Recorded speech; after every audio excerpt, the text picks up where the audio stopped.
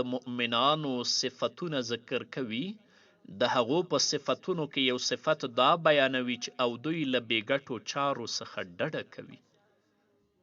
کاشکې د دینی مسائلو مجلس وي، نن خو ټول د لهو لعب اختلاط او مجلسونه وي. دغه راز الله رب العزت په خپل کلام کې فرمایي ما یلفظ من قول الا لدیه رقیب عتید. هیڅ داسې لفظ د هغه له خولې نه راوځي چې د هغه د محفوظ ساتلو لپاره یو حاضر باش څارونکی ورسره موجود نه وي. نن چې ته څه وایې په دې پوه شه چې ملائک شته هغه لیکي. دا ستا خبرې به ټولې د الله رب العزت په حضور کې پیش کیږي او الله رب العزت به درنه پوښتنه کوي. په غمونو اخته یو ناروغ یو ډاکټر یا یو طبیب د اضطراب او اندېښنې په اړه وپوښت. هغه ورته په ځواب کې وویل چې په دغه نړۍ کې هر خوځښت د الله په اذن منځته راځي، هیڅ غم مه کوه.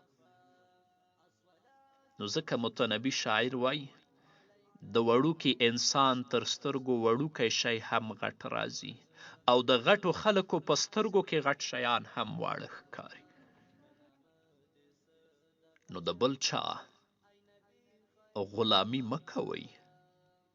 د تعظیم سر یوازې الله رب العزت ته ښکته کړئ. د ازادي خوند وڅکئ.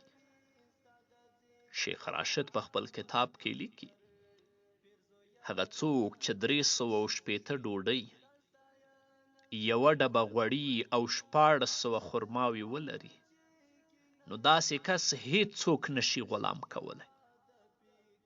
همداراز په سلفو کې له یو تن نه نقل دي که څوک په اوبو او سپوره ډوډۍ اکتفا وکړي نو له الله رب العزت نه غیر به د هیچ چا غلامي ته غاړه کېنږدي او نه به پرې د چا احسان بار وي.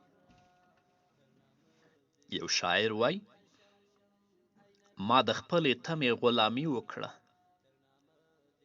نو له خپلواکي لرې وغورځولم، خو که قناعت مې کړی وی نو اوس به اصیل او آزاد وم.